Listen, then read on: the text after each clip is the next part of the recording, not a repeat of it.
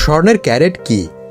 স্বর্ণের ক্যারেট হলো একটি একক যা নির্দেশ করে স্বর্ণের মধ্যে কত ভাগ আসল খাঁটি স্বর্ণ আছে। আমরা যখন 24 ক্যারেট বলি তখন বুঝি এটি শতভাগ খাঁটি, অর্থাৎ এতে অন্য কোনো ধাতু মিশ্রিত নেই। কম ক্যারেট মানে স্বর্ণের সঙ্গে কিছু ধাতু মিশ্রিত আছে যা স্বর্ণকে মজবুত করে। খাঁটি স্বর্ণ অত্যন্ত নরম হওয়ায় দৈনন্দিন ব্যবহারে সরাসরি ব্যবহার করা ঝুঁকিপূর্ণ।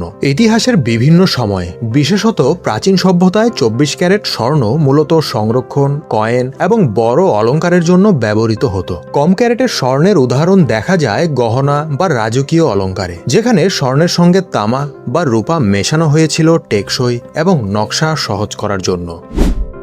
সাধারণ ব্যবহৃত ক্যারেটের পার্থক্য।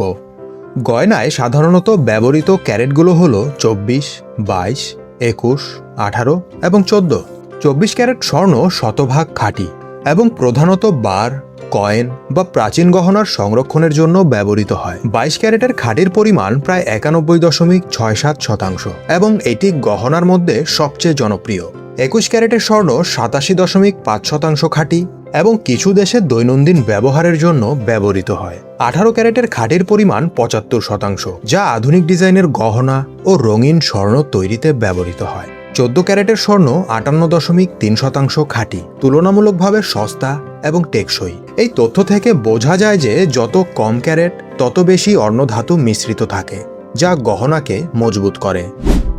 কেন কম ক্যারেট ব্যবহার করা হয়? যদি আমরা 24 ক্যারেট স্বর্ণ ব্যবহার করি তা দ্রুত বাঁকানো বা ভেঙে যেতে পারে, তাই দৈনন্দিন গহনার জন্য সাধারণত 22 বা 18 ক্যারেট ব্যবহার করা হয়। কম ক্যারেটের স্বর্ণ টেকসই এবং আরামদায়ক।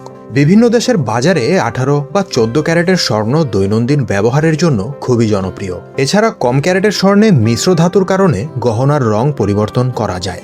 উদাহরণস্বরূপ রোজ গোল্ড বা হোয়াইট গোল্ড তৈরি করা যায়, যা 24 ক্যারেট দিয়ে তৈরি করা যায় না। স্বর্ণের রং এবং ক্যারেট।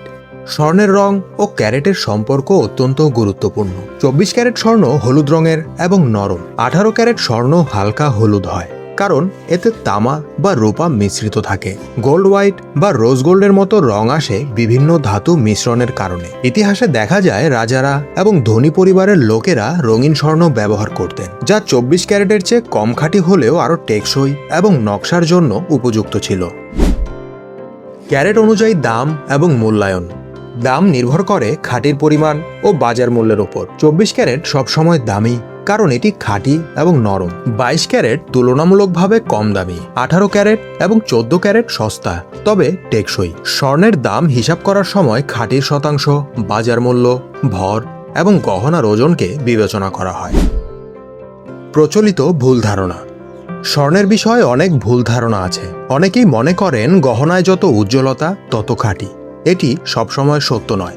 উজ্জ্বলতা সাধারণত পলিশ বা লেপের কারণে হতে পারে। আবার কেউ মনে করেন 18 বা 14 ক্যারেট স্বর্ণ কম ভালো, কিন্তু দৈনন্দিন ব্যবহারের জন্য এই ক্যারেটগুলো অনেক বেশি টেকসই। 24 ক্যারেট সবসময় নিরাপদ নয়, কারণ নরম হওয়ায় দৈনন্দিন ব্যবহারে গহনা সহজে ভেঙে যেতে পারে।